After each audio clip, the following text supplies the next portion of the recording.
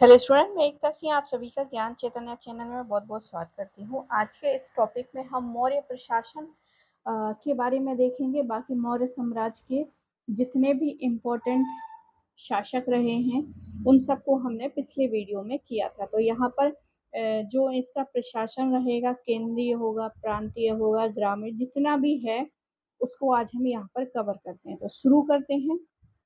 मौर्य प्रशासन केंद्रीय राजतंत्र प्रशासन था, जिसने पहली बार भारत को राजनीतिक एकता के सूत्र में बांधा था।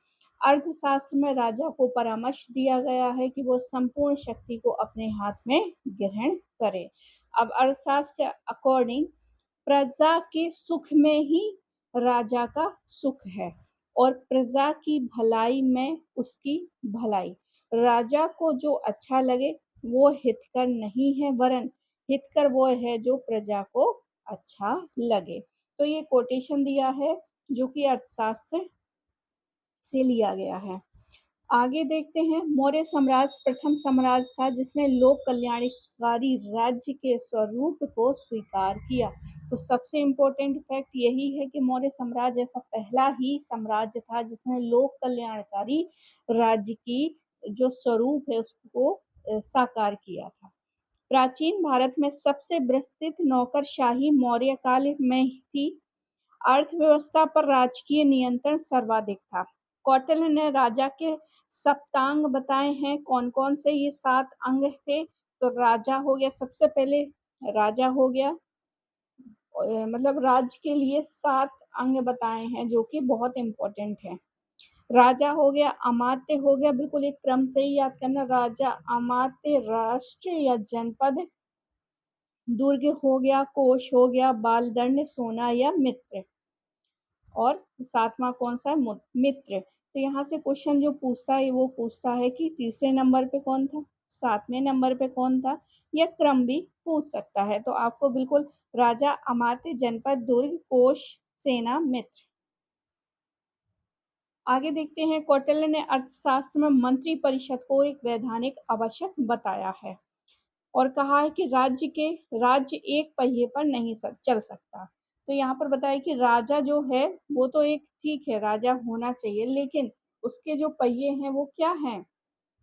वो स्वयं नहीं चला सकता अपने इतने बड़े साम्राज्य को। तो मंत्री परिषद होनी चाहिए। मंत्री परिषद के सदस्यों को 12,000 पर्ण वार्षिक मिलते थे। उस जमाने में 12,000 पर्ण वार्षिक मिलते थे, जबकि मंत्री मंत्रिणा के सदस्यों को, मतलब मंत्री परिषद के तो इतने थे, लेकिन जो मंत्रिण के सदस्य थे उनको 48,000 पर्ण वार्षिक वेतन मिलता था। सेवकों एवं अंगरक्षकों को केवल 60 पर्ण वेतन मिलता था।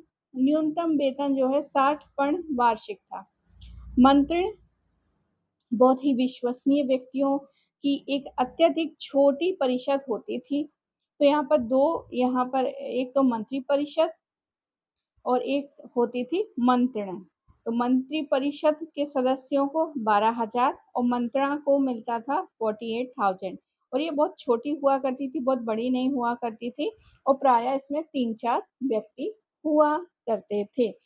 युवराज, प्रधानमंत्री, सेनापति का वेतन जो मिलता था वो 48 पर्ण वार्षिक। मतलब ये जो थे सारे के सारे किसमें हो गए? मंत्रणा में ही हो गए। युवराज, प्रधानमंत्री, सेनापति। अशोक के अभिलेख में मंत्री परिषद को परिषा कहा गया है। क्या कहा गया है? परिषा कहा गया है। अर्थशास्त्र पहली पुस्तक है जिसमें कर्मचारियों के नगद वेतन की सुझाव देता है। अब यहाँ पर जो है केंद्रीय प्रशासन, मतलब केंद्र में कौन था, प्रांत में कौन था, तो इन सबको यहाँ पर देखने वाले हैं। तो यहाँ पर सबसे पहले केंद्रीय प्रशासन के बारे में देखते हैं। तो केंद्रीय प्रशासन राजा को प्रशासन में मदद देने के लिए 18 पदाधिकारियों का एक समूह होता था, जिसे तीर्थ कहा जाता था। ये महामात्य भी कहे जाते थे। सबसे महत्वपूर्ण तीर्थ मंत्री एवं पुरोहित थे। मंत्रियों की नियुक्ति हेतु इसके चरित्र को जांचा परखा जाता था, जिसे उपधा परीक्षण कहते थे। युक्त तथा उपयुक्त केंद्रीय तीर्थ एवं अध्यक्षों की नियंत्रण में कार्य करते थे। इनके द्वारा केंद्रीय एवं स्थानीय शासन के बीच संपर्क बना रहता था। मंत्रिपरिषद के नीचे द्वितीय श्रेणी के पदाधिकारी होते थे जिन्हें अध्यक्ष कहा जाता था। यूनानी स्रोतों में इससे मजिस्ट्रेट कहा गया है। अर्थशास्त्र में उल्लिखित जो है टोटल अध्यक्ष की बात करें तो यहाँ पर 26 अध्यक्ष की बात उल्लिखित है अर्थशास्त्र में। तो यहाँ पर जो है 10 यहाँ पर ये टोटल जो है 26 के 26 हम देखते हैं। अध्यक्ष कौन-कौन से थे? सबसे पहले यहाँ पर दिया है कि मुद्रा एवं टकसाल का अध्यक्ष जिसको लक्षणाध्यक्ष व छापे खाना का प्रमुख हुआ करता था। यह सिक्के जारी करता था जबकि रूपदर्शक नामक अधिकारी मुद्रा का परीक्षण करता था। तो लक्षणाध्यक्ष जो है मुद्रा एवं टकसाल का अध्यक्ष था। रूपदर्शक जो अधिकारी था वो मुद्रा सही है या नहीं, कितनी शुद्धता है, इन सब के बारे में देखता था। पण्याध्यक्ष व्यापार एवं वाणिज्य का जो था अध्यक्ष था अध्यक्ष। कुपियाध्यक्ष ये बहुत इंपॉर्टेंट है, यहाँ से भी क्वेश्चन यूजीसी नेट ने पूछा है। कुपियाध्यक्ष जो है जंगल की वस्तुओं के निरीक्षण हेतु अधिकारी था। पौताध्यक्ष जो है नाप तौल का अधिकारी होता था। पौतवाध्यक्ष कई बार पूछा गया। शुल्काध्यक्ष की बात करें तो चुंगी वसूली के लिए अध्यक्ष था। सूत्राध्यक्ष की बात करें तो कटाई बुनाई एवं वस्त्र उत्पादन गतिविधियों का अध्यक्ष हुआ करता था सूत्राध्यक्ष। आयुधागाराध्यक्ष जो है अस्त्र शस्त्रों के रखरखाव हेतु नियुक्त किए गए थे। आयुधागाराध्यक्ष। सीताध्यक्ष जो है राजकीय कृषि विभाग का अध्यक्ष है। सूराध्यक्ष जो है आबकारी विभाग का अध्यक्ष है। सूरा मतलब आबकारी, ना कि शराब से रिलेटेड है। और सीता तो भूमि से है तो राजकीय कृषि विभाग, ये याद हो सकता है। आयु धारा अध्यक्ष को हमको याद करना होगा क्योंकि ये जो है अस्त्र शस्त्र के रख रखाव के लिए था। सूराध्यक्ष आबकारी विभाग का है, ये भी बहुत इंपॉर्टेंट है।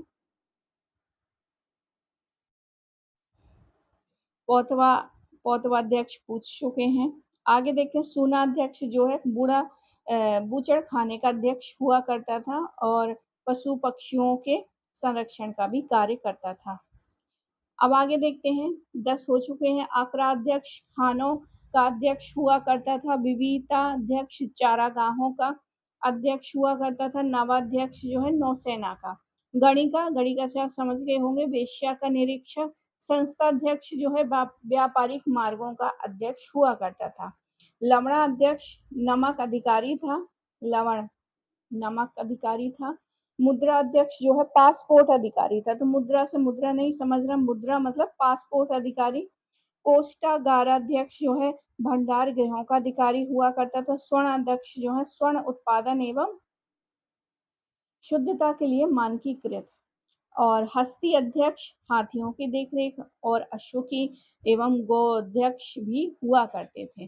बंध नागराध्यक्ष जो है जेल कारागार का अध्यक्ष था। देवता अध्यक्ष जो है धार्मिक संस्थाओं का अध्यक्ष हुआ करता था। लोहाध्यक्ष जो है धातु विभाग का अध्यक्ष हुआ करता था, इसको अक्षशाला अध्यक्ष भी कहते हैं। पतना अध्यक्ष जो है बंदरगाहों का। धूताध्यक्ष जुआधिकारी हुआ करता था। ध्रुत कीड़ा से समझ लीजिए जुआधिकारी। धूता अध्यक्ष। माना अध्यक्ष जो है दूरी समय संकेत तक संबंधी। महामात्रा प्रसरण गुप्तचर खुफिया और सूचना विभाग का अधिकारी होता था। प्रशस्त्रिक नामक अधिकारी भी जेलों की देखभाल करता था।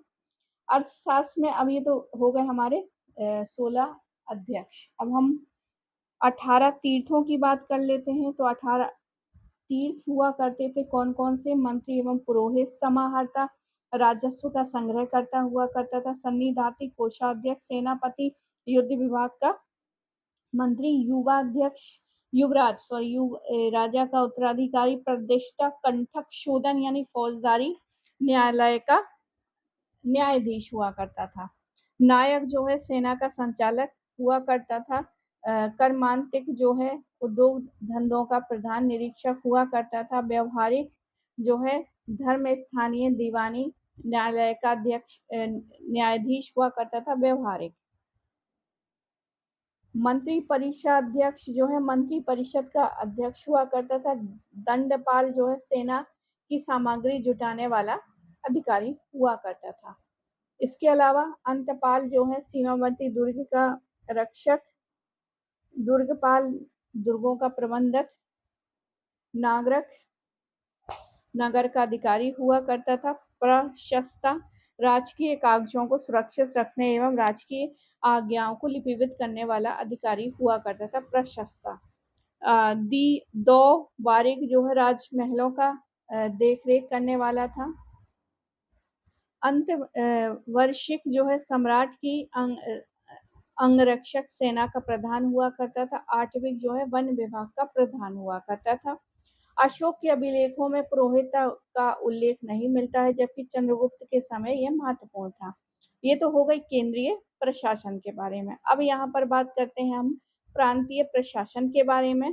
तो मौर्य साम्राज्य प्रांतों में भी विभाजित था। चंद्रगुप्त मौर्य के समय 4 तथा अशोक के समय में कलिंग विजय के साथ ही 5 प्रांत हो गए थे।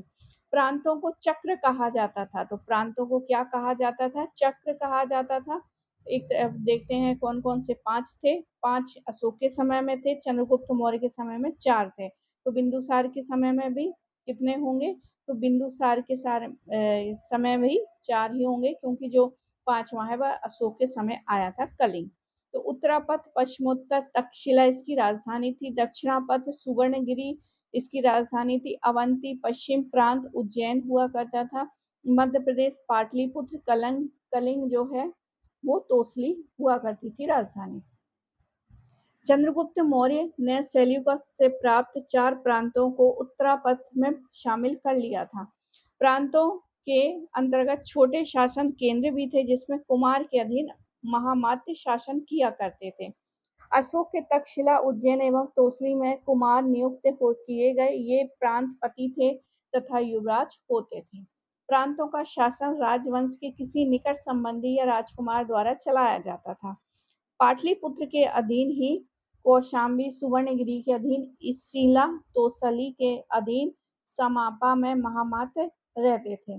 ब्रह्मगिरी, मास्की एवं सिद्धपुर अभिलेख में इसिला का उल्लेख है। प्रांतों का विभाजन मंडल में हुआ था। मंडल का प्रमुख प्रादेशिक था, जिसे अर्थशास्त्र का प्रतिष्ठा कहा जाता था। प्रादेशिक समाहर्ता के अधीन कार्य करता था और स्थानिक एवं गोप के कार्यों की जांच करता था। मतलब यहाँ प्रादेशिक जो है मंडल का प्रमुख हुआ करता था, जिसको प्रतिष्ठा कहते हैं। आगे प्रांत की बात करते हैं। तो मौर्य प्रशासन का विभाजन निम्न प्रकार से हुआ। सबसे पहले एक पूरा देख लेते हैं कि किस प्रकार से था। सबसे पहले साम्राज्य, पूरा जितना साम्राज्य है, मतलब यहाँ पे प्रांत कितने हो जाएंगे टोटल? अशोक के समय 5 प्रांत हो जाएंगे, तो पूरा एक साम्राज्य हो जाएगा। प्रांत जो है टोटल 5 हो जाएंगे। मंडल कमिश्नर क्षेत्र में बटा था। आहार यानी कि जिलों में बटा था। स्थानीय मतलब 800 गांवों का समूह था। द्रोण मतलब 400 गांवों के समूह थे। खारविटिक जो है 200 गांव के समूह थे और संग्रहक 10 गांव के समूह थे। सबसे छोटे जो है ग्राम हुआ करता था। तो इस तरह से कुछ जो है यहाँ पर मौर्य प्रशासन दिखाई देता। सबसे बड़ा पूरा साम्राज्य, उसका एक राजा है। फिर उसको प्रांतों में बांट दिया, जो कि वहां पे राजकुमार नियुक्त किए गए। फिर उसके बाद मंडल हो गया, आहार हो गया, स्थानिक हो गया, द्रोणमुख हो गया, खरविटिक हो गए और संग्रह हो गए, और ग्राम सबसे छोटी थी। अशोक ने युक्त नामक अधिकारी की नियुक्ति की। ये केंद्र एवं स्थानीयों के बीच की संपर्क कड़ी थी। तो यहाँ पर युक्त को जो है स्थानीय के बीच स्थापित किया था। केंद्र और स्थानीय बीच स्थापित करने के लिए युक्त नामक अधिकारी को। यूनानी लेखकों ने पाटलिपुत्र को पालीब्रोथा कहा है। स्ट्रैबो के अनुसार पाटलिपुत्र पालीब्रोथा की लंबाई 80 स्टेडिया तथा चौड़ाई जो है 18 स्टेडिया थी। इसमें 60 द्वार थे और 570 क्या थे? बुर्ज हुआ करते थे। नगर का जागरण अधिकारी एवं प्रशासक नागरक कहलाता था। ये तो हो गई प्रांत की। अब आते हैं जिले पर। तो जिले जिसको आहार कहा जाता था, विषय या आहार कहा जाता था, इसके प्रमुख को विषयपति होता था, जिसे मेगास्थनीज ने एग्रोनोमोई कहा है। जिले में ही युक्त राजस्व एवं प्रादेशिक अधिकारी होते थे। मध्य स्तर की बात करें तो युक्त केंद्र एवं स्थानीय शासन के बीच कड़ी का कार्य करता था एवं लेखाकार एवं राजस्व वसूली का कार्य करता था। युक्त धन का अपहरण करते थे। अर्थशास्त्र में वर्णित है कि जैसे जल में विचरण करती मछली को जल पीते नहीं देख सकता, उसी प्रकार इन युक्तों को धन अपहरण करते नहीं जान सकता। रज्जुक की बात करते हैं तो ये तो हो गई युक्त। अब हम बात करते हैं रज्जुक। ग्रामीण क्षेत्रों की देखभाल करने के लिए कर संग्रह न्यायिक शक्तियां युक्त अधिकारी, ये संभवतः राज्याभिषेक के 27वें वर्ष में नियुक्त किया गया था। रज्जुक अधिकारी जो है जिलाधिकारी, जिला कलेक्टर जैसी स्थिति का ही अधिकारी हुआ करता था, जो राजस्व के साथ साथ न्यायिक कार्य भी करते थे। राज्याभिषेक के 27वें वर्ष में इनको न्यायिक एवं दंडात्मक अधिकार सौंपे गए। प्रादेशिक की बात करें तो यहाँ पर जिलाधिकारी अर्थशास्त्र का प्रतिष्ठा, इस अर्थशास्त्र का प्रतिष्ठा इसको कहा गया है। प्रादेशिक वर्तमान संभागीय आयुक्त के समान अर्थशास्त्र का प्रतिष्ठा ही प्रादेशिक है। मध्यवर्ती स्तर जो है कोटिया जिले और गांव के मध्य हुआ करती थी। इनका अवरोही क्रम था स्थानीय, तो यह एक क्रम जो है एग्जाम में कई बार जो है पूछा गया है, बहुत इंपॉर्टेंट क्वेश्चन है। इनका अवरोही क्रम जो है स्थानीय, द्रोणमुख, खार्विटिक और संग्रह। 2018 या 19 के पेपर में ये पूछा गया है। तो इनका जो है स्थानीय, द्रोणमुख, खार्विटिक और संग्रह। स्थानीय, द्रोणमुख, खार्विटिक, संग्रह। 10 गांवों का मुखिया जो है संग्रह का प्रमुख गोप होता था, जो स्थानीय के अधीन हुआ करता था। गोप लेखकार हुआ करते थे, जनगणना का कार्य भी करते थे। जिले के मध्य स्तर का प्रशासनिक अधिकारी जो है स्थानिक था, जो जिला एवं ग्राम के मध्य स्तर पर कर संग्रह के उत्तरदायी था। अंतपाल द्वारा सीमावर्ती अर्ध स्वत राजाओं पर नियंत्रण रखा जाता था। अपराधों पर नियंत्रण हेतु पुलिस की व्यवस्था भी थी। पुलिस को रक्षिण कहा जाता था। ग्राम का प्रधान ग्रामिक कहलाता था। प्रशासनिक अधिकारी का बढ़ता हुआ क्रम यहाँ पर देख लेते हैं। गोप, जिसको स्थानिक कहा जाता था।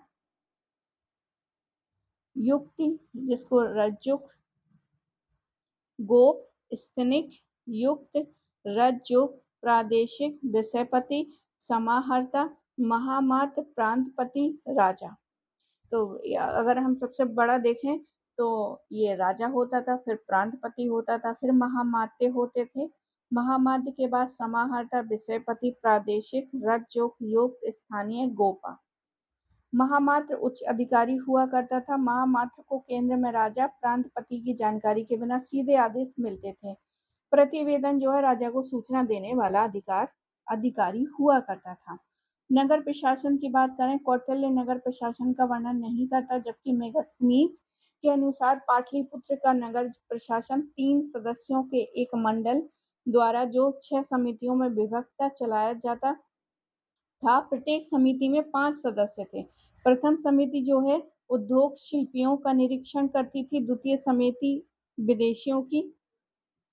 तृतीय जो है जन्म मरण का रजिस्ट्रेशन या जनगणना का कार्य करती थी। चतुर्थ समिति जो है व्यापार एवं वाणिज्य का कार्य करती थी। पंचम समिति जो है निर्मित वस्तुओं के विक्रय का निरीक्षण करती थी। षष्ठम समिति बिक्री कर वसूल करती थी 1/10 भाग।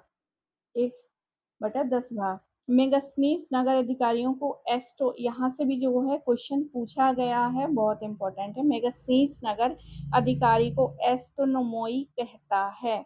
एस्टोनोमोई नगर अधिकारी को मेगास्थनीज ने कहा है एस्टोनोमोई।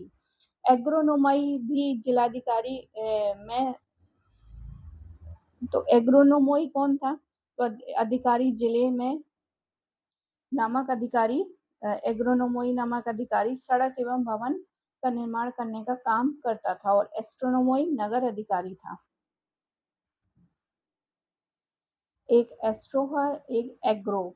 एग्रो एग्रो जो है सड़क और भवन निर्माण करता है। एस्ट्रो जो है नगर अधिकारी ही है। न्याय व्यवस्था की बात करते हैं। सर्वोच्च सम्राट सर्वोच्च था और अंतिम न्यायाधीश हुआ करता था। अर्थशास्त्र में दो प्रकार के न्यायालयों का वर्णन है, धर्मस्थीय और कंठशोधन। इन्हें दीवानी अदालत कहा जाता था। इनका प्रमुख न्यायाधीश जो है धर्मस्थ व्यवहारिक होता था। कंठशोधक की बात करें, ये फौजदारी अदालत तथा राज्य व नागरिकों के मध्य होने वाले विवादों का निपटारा करती थी। फौजदारी मामलों के न्यायाधीश को प्रदष्टा कहा जाता था। जनपद के न्यायाधीश को रज्जुक कहा जाता था। चाणक्य के अनुसार मौर्य न्याय व्यवस्था के 4 प्रमुख अंग थे: धर्म, व्यवहार यानी समकालीन विधि संहिता, चरित्र, रीति रिवाज और राज शासन। ये 4 जो है न्याय व्यवस्था के प्रमुख अंग थे चाणक्य के अनुसार: धर्म, व्यवहार, चरित्र और राज प्रशासन। आगे देखते हैं न्याय व्यवस्था के ये 4 प्रमुख स्रोत थे जिन्हें चतुष्पाद कानून कहा गया। इन चारों में कौटिल्य ने राज शासन को सर्वश्रेष्ठ एवं सर्वोच्च माना है। चोरी एवं लूट के मामलों को साहस कहा जाता था और इन्हें धर्मस्थीय न्यायालय में पेश किया जाता था। गुप्तचर व्यवस्था के देख लेते हैं। अर्थशास्त्र में गुप्तचर व्यवस्था पर विस्तृत एवं महत्वपूर्ण सूचना मिलती है। गुप्तचर व्यवस्था को महामात्या सर्प कहा गया है। अर्थशास्त्र में गुप्तचरों को गूढ़ पुरुष भी कहा गया है। 2 प्रकार के गुप्तचर होते थे: संस्था, संचारा। संस्था जो है एक ही स्थान पर रहकर कार्य करते थे, वो गुप्तचर से। संचारा जो है भ्रमणशील गुप्तचर हुआ करते थे। संस्था गुप्तचर 5 प्रकार के होते थे। कौन कौन से संस्था जो एक जगह रहते थे? कप कप्टिक कप्टिक होते थे, दूसरों के रहस्य जानने वाले, विद्यार्थी के पेश में रहने वाले कप्टिक। उदासित जो है सन्यासी वेशभूषा में रहते थे। गृहपतिक जो है गरीब किसान के वेश में रहने वाले गुप्तचर। विदेहक जो है गरीब व्यापारी के वेश में रहने वाला गुप्तचर। तपस जो है सिर मुड़वाए या जटा धारण किए हुए तपस्वी के वेश में गुप्तचर। तो यहाँ से जो है कपटिक, उदासित, गृहपतिक, विदेहिक, तपस, इन सबके जो हैं अर्थ इम्पोर्टेंट है। बाकी ये किस गुप्तचर व्यवस्था से थे? तो संस्था से थे। धर्मशील जो घूम घूम के जो है गुप्तचर का काम करते हैं, संचारा। क्षत्रिय हो गया समुद्री विज्ञान, समुद्री विद्या, ज्योतिषी, व्याकरण, इंद्रजाल, वशीकरण, नाचने गाने की कला में निपुण होते थे क्षत्रिय। तीक्ष्ण जो है धन के लिए प्राणों की भी परवाह न कर हर तरह के खतरे का कार्य करने वाले गुप्तचर। सरद जो है अपने बंधुओं से भी स्नेह न रखने वाला क्रूर एवं प्रकृति से आलसी गुप्तचर। परिव्राजिका जो है वृषणी और भिक्षुकी, सन्यासियों के वेश में गुप्तचर कार्य करने वाली स्त्री। तो यहाँ पर महिलाएं भी जो है गुप्तचर व्यवस्था में थी, जिसको परिव्राजिका कहा जाता था। पुरुष गुप्तचरों को संति, तृष्णा, शरद भी कहा जाता था। राजा की व्यक्तिगत सुरक्षा हेतु महिला अंगरक्षिकाएं हुआ करती थी। मेगस्थनीज एवं स्ट्रेबो महिला अंगरक्षकों का उल्लेख करता है। महिला अंगरक्षिकाओं को समारुनुरंगिनी कहा जाता था। मेगस्थनीज एवं डियोडोरस ने गुप्तचरों को ओवरसीवर्स तथा स्ट्रेबो ने एरियन ने इंस्पेक्टर कहा है। विदेशों में नियुक्त किए गए गुप्तचरों को उभय वेतन कहते थे। अब बात कर लेते हैं सैन्य प्रशासन को। तो कौटिल्य ने 4 वर्णों के लोगों को सेना में भर्ती होने का विधान दिया था। सैनिक छावनी को गुल्म एवं सैनिकों के वेतन को गुल्म दे कहा जाता था। कौटिल्य के अनुसार सेना के 4 अंग थे: चतुरंग बल, पैदल, अश्व, रथ, हाथी। राजा का स्थायी सेना जो है मैल बल कहलाती थी। स्थायी सेना मैल बल। मेगस्थनीज के अनुसार सैन्य प्रशासन 6 समितियों द्वारा देखा जाता था। कौन कौन सी थी? जल नौसेना, यातायात, पैदल, अश्व, हाथी और रथ। जस्टिन ने चंद्रगुप्त मौर्य की सेना को डाकुओं का गिरोह कहा है। अंतपाल नामक अधिकारी सेना का प्रशासन देखता था। इसके अतिरिक्त वह सीमांत क्षेत्रों में स्थित दुर्गों की देखभाल भी करता था। नौसेना का प्रधान नवाध्यक्ष कहलाता था। सर्वप्रथम गुरुन वेडेल ने यह बताया कि मौर्यों का वंश चिन्ह मोर था। तो मौर्यों का वंश चिन्ह मोर था, ये किसने बताया था? गुरुन वेडेल ने। आगे देखते हैं, अब सामाजिक स्थिति के बारे में देख लेते हैं। तो मौर्य समाज 4 वर्गों में विभाजित था। कौटिल्य ने वर्णाश्रम व्यवस्था को सामाजिक संगठन का आधार माना है। अर्थशास्त्र में शूद्रों को मलेच्छों से पृथक माना है तथा उन्हें आर्य शूद्र कहा है। अर्थशास्त्र में शूद्रों को कृषक कहा गया है। मेगस्थनीज ने भारतीय समाज को 7 जातियों में बांटा है। कौन-कौन सी जातियां हैं? दार्शनिक, कृषक, शिकारी, पशुपालक, व्यापारी व शिल्पी, योद्धा, निरीक्षण, गुप्तचर, मंत्री, सलाहकार, पार्षद। तो ये 7 थे, 7 जातियों में बांटा है। मेगस्थनीज के अनुसार दार्शनिक 2 प्रकार के हैं, ब्रोकामेन और सारामेन। सारामेन सन्यासी हैं और ब्रोकामेन जो है गृहस्थ हैं। आगे मेगस्थनीज ने दार्शनिक मंडलिक एवं सिकंदर के बीच जो है वार्तालाप का विवरण दिया है। मेगस्थनीज एवं स्ट्रैबो के अनुसार भारत में दास नहीं थे। तो दोनों ये कहते हैं कि दास नहीं थे, पर ऐसा नहीं है, दास थे, लेकिन उस जहां से ये लोग आए थे वो ऐसे नहीं थे। मेगस्थनीज दास प्रथा को इसलिए नहीं देख पाया क्योंकि दासों की स्थिति संतोषजनक थी। इनके साथ दयापूर्ण व्यवहार होता था तथा उन्हें संपत्ति रखने बेचने का अधिकार भी था। मेगस्थनीज के अनुसार भारतीयों को लेखन कला का ज्ञान नहीं था, वो ऐसा कहते हैं। मेगस्थनीज के अनुसार भारतीय यूनानी देवता डायोनिसियस यानी शिव, हेराक्लिस मतलब कृष्ण की पूजा करते थे। अर्थशास्त्र में कृषि, पशुपालन, वाणिज्य को शूद्रों का धर्म बताया है। शूद्रों को सेना में भर्ती होने का भी अधिकार था। ब्राह्मणों को अपराध करने पर कोई यातना या सजा नहीं दी जाती थी। स्त्रियों की दशा ठीक थी, उन्हें विवाह विच्छेद की अनुमति थी, मतलब विवाह से वो अलग हो सकती थी, लेकिन वहां पर भी कंडीशन थी। तो यहाँ से भी जो है क्वेश्चन पूछा गया है, जिसे मोक्ष कहते थे। मोक्ष, विवाह को विच्छेद करना मोक्ष कहलाता था। उन्हें पुनर्विवाह एवं नियोग की अनुमति भी दी गई थी। उच्च वर्ग की स्त्रियां जो घरों के अंदर रहती थी उन्हें कौटिल्य ने अनिष्काशिनी व सूर्य को न देखने वाली स्त्रियों को असूर्य पश्या कहा गया है। छंदवासिनी एवं अढ़ाई विधवाएं हुआ करती थी। वेश्याओं को रूपा जीवा कहा है। इनके कार्यों का निरीक्षण गणिकाध्यक्ष करता था। तो वेश्याओं की अच्छी खासी यहाँ पर जो है देखने को मिलती है व्यवस्था। वेश्याओं के संगठन का अध्यक्ष जो है बंदी पोषण कहलाता था। पुरुष गायक एवं नृत्यक कलाकारों को रंगोपजीवी एवं ऐसी महिलाओं को रंगोपजीविनी कहा जाता था। अर्थशास्त्र में सती प्रथा का कोई उल्लेख नहीं है, किंतु यूनानी लेखकों ने उत्तर पश्चिम में सैनिकों के स्त्रियों के सती होने का उल्लेख किया है।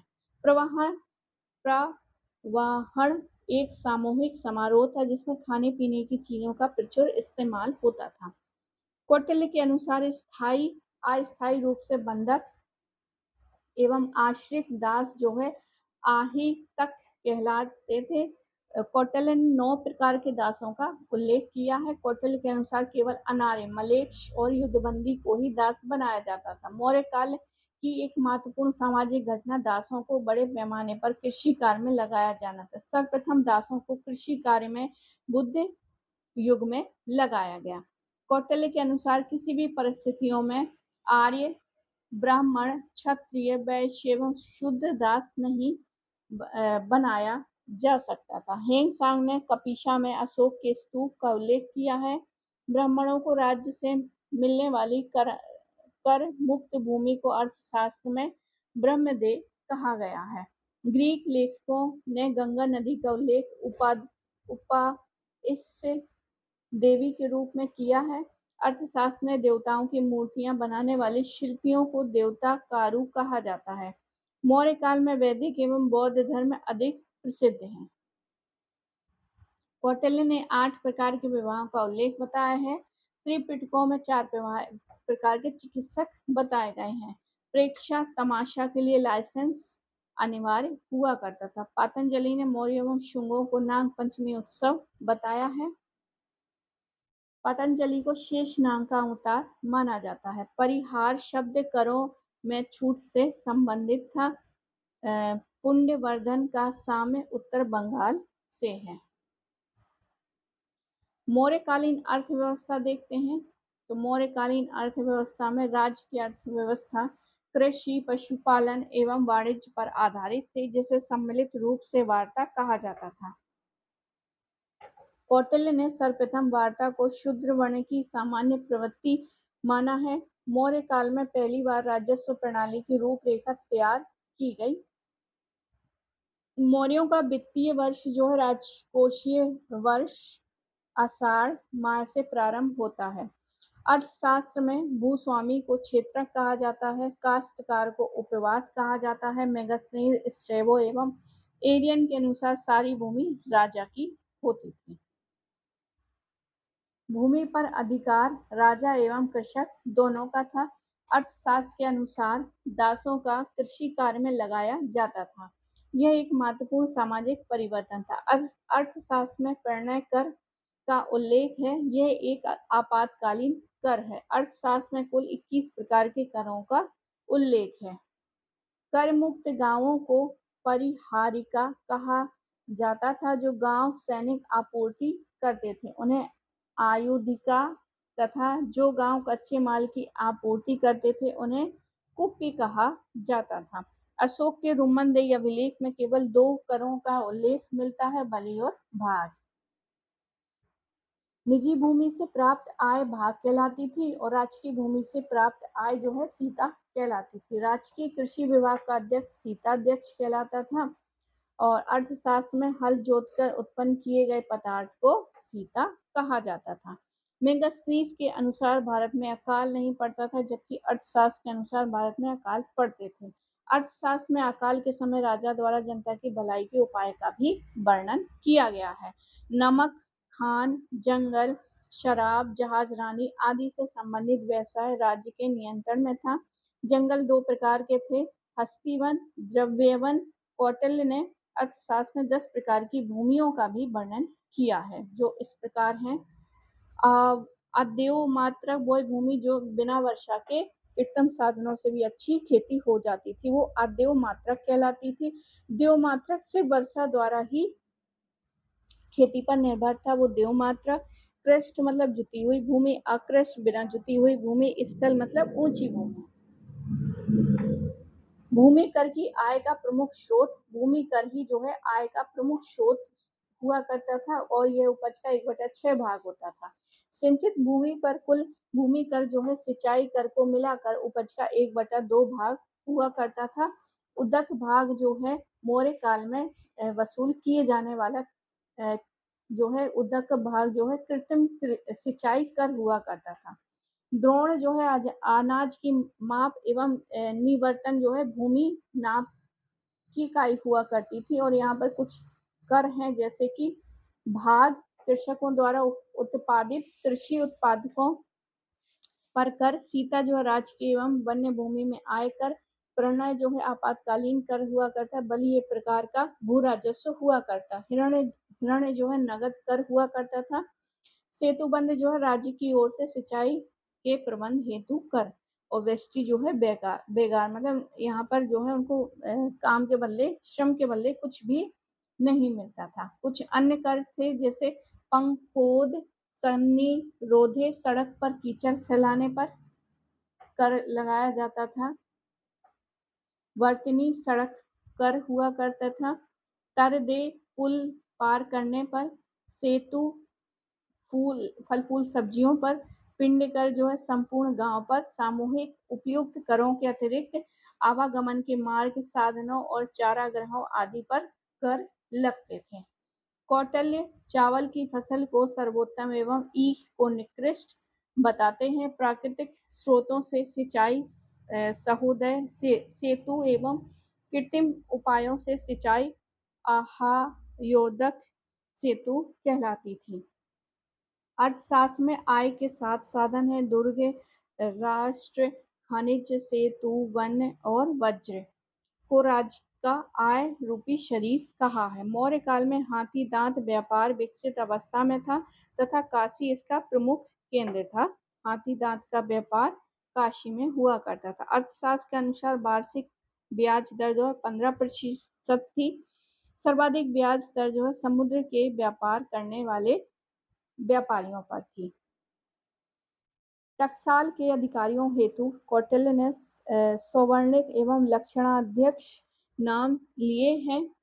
आयात कर को प्रवेश्य 20% और निर्यात को निष्क्रम्य कहा गया है। सिंचाई पर विशेष ध्यान दिया जाता था। रोमन देई के जूनागढ़ अभिलेख के अनुसार चंद्रगुप्त मौर्य के गवर्नर पुष्यगुप्त वैश्य ने सौराष्ट्र में सुदर्शन झील का निर्माण करवाया था। अशोक के गवर्नर यवनराज तुषास्प ने इसकी मरम्मत करवाई थी। आगे देखते हैं। सुदर्शन झील उज्जयंत और रेवतक पहाड़ियों से निकलने वाली पलाशिनी एवं सुवर्ण सिक्ता नदियों पर स्थित है। टकसाल का अधिकारी लक्षणाध्यक्ष तथा मुद्रा परीक्षण करने वाला अधिकारी रूप दर्शक कहलाता था। जब लोग स्वयं मुद्रा बनाते थे तो उन्हें रूपिणिका और परीक्षण नामक कर राज्य को देना पड़ता था। रज्जु ग्राहक नामक अधिकारी खड़ी फसल को नाप कर उस पर कर लगाने वाला बंदोबस्त अधिकारी था रज्जु ग्राहक। अब सिक्के के बारे में बात कर लेते हैं। तो यहाँ पर करशापण, पर्ण, धरण और रुप्य रुप्य रूप ये जो थे ये चांदी के थे और संस्कृत में रूपा का अर्थ होता है चांदी। सुवर्ण और निष्क सोने के थे। माशक तांबे का था। कांकड़ी जो है तांबे के छोटे सिक्के होते थे कांकड़ी। मौर्यकालीन सिक्के आहा सिक्के ही थे। वेदिका से घिरा वृक्ष मौर्यकालीन आहा सिक्कों पर प्रतीक है। पर्ण जो है मौर्यकाल में चांदी का सिक्का हुआ करता था जिसका भार 3/4 तोला के बराबर हुआ करता था। अर्थशास्त्र में चांदी के रुपये रूप, सोने के स्वर्ण रूप एवं तांबे के ताम्र रूप का भी उल्लेख है। व्यापार की बात करें तो व्यापार जल एवं थल मार्ग दोनों से था। व्यापारी श्रेणियों में संगठित थे। उनका मुखिया श्रेष्ठी कहलाता था। जातकों में 18 प्रकार की श्रेणियों का उल्लेख है।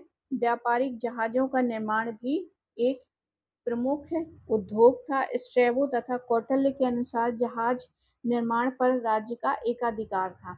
पश्चिम भारत में भृगु, कच्छ, भड़ौच, सोपारा एवं पूर्वी भारत में ताम्रलिप्ति प्रमुख बंदरगाह थे। कौटिल्य के अनुसार स्थल मार्ग की अपेक्षा नदी मार्ग से व्यापार अधिक अच्छा हुआ करता था। कौटिल्य के अर्थशास्त्र में विभिन्न व्यापारिक मार्गों के तुलनात्मक गुणों का विवेचन किया गया है। तक्षशिला, उज्जैन, काशी, कौशाम्बी, तोसाली, पाटलिपुत्र आदि आंतरिक व्यापार के प्रमुख केंद्र थे। मिश्र नरेश टालमी ने लाल सागर के तट पर बरनिस नामक बंदरगाह स्थापित कराया। मौर्य काल का सबसे प्रधान उद्योग जो है सूत, कताने एवं बुनने का था। वस्त्र निर्णय के लिए सरकारी कारखाने भी थे। अर्थशास्त्र के अनुसार काशी, बंग, पुंड्र, कलिंग, मालवा सूती वस्त्रों के लिए प्रसिद्ध थे। काशी एवं पुंड्र में रेशमी वस्त्र भी बनते थे और बंग की मलमल विश्व विख्यात हुआ करती थी। चीनी पट्टी चीनी से आने वाला रेशम था। पेत्रोम जो है पेड़ के पत्तों से रेशम बनाए गए वस्त्र होते थे पत्रोम। दुकुल जो है श्वेत एवं चिकना वस्त्र हुआ करता था, पेड़ की छाल से बनता था। छोम एक प्रकार का रेशमी वस्त्र है। कौसे जो है कौटिल्य द्वारा वर्णित एक प्रकार का वस्त्र है।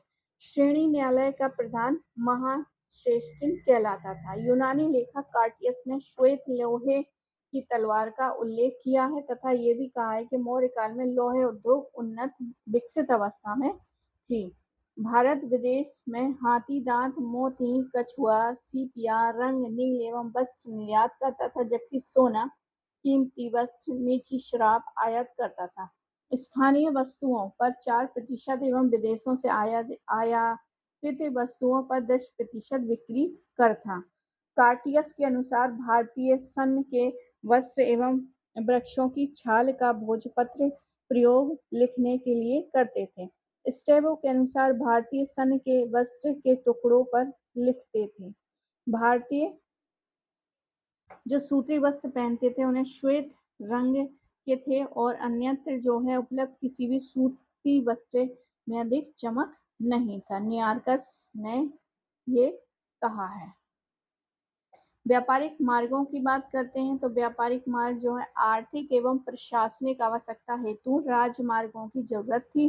प्रमुख राजमार्ग निम्न थे। प्रथम मार्ग उत्तरापंथ से तक्षशिला, श्रावस्ती, पाटलिपुत्र होते हुए ताम्रलिप्ति जाने वाला राजमार्ग और यह सबसे महत्वपूर्ण था। यह मार्ग आजकल ग्रांड ट्रंक रोड कहलाता है। यह प्राचीन भारत में सबसे लंबा व्यापारिक मार्ग था। दूसरा मार्ग पश्चिम में पाटल से पूर्व कौशाम्बी के समीप उत्तरापथ में मिलता था। तीसरा मार्ग दक्षिण में प्रतिष्ठान से उत्तर में श्रावस्ती तक जाता था। चौथा मार्ग भृगुकच्छ से उज्जैन होते हुए मथुरा तक जाता था। मेगास्थनीज ने इंडिका में सिंध से पाटलिपुत्र जाने वाले राजमार्ग का उल्लेख किया है। अब मौर्यकालीन भौतिक संस्कृति का विस्तार, इसको हम एक अलग उसमें करेंगे। तो आई होप आपको ये वीडियो पसंद आया होगा। पसंद आया तो प्लीज़ लाइक करें, शेयर करें, सब्सक्राइब करें। मिलते हैं हम अगली वीडियो में। पूरा वीडियो देखने के लिए आप सभी का बहुत बहुत धन्यवाद।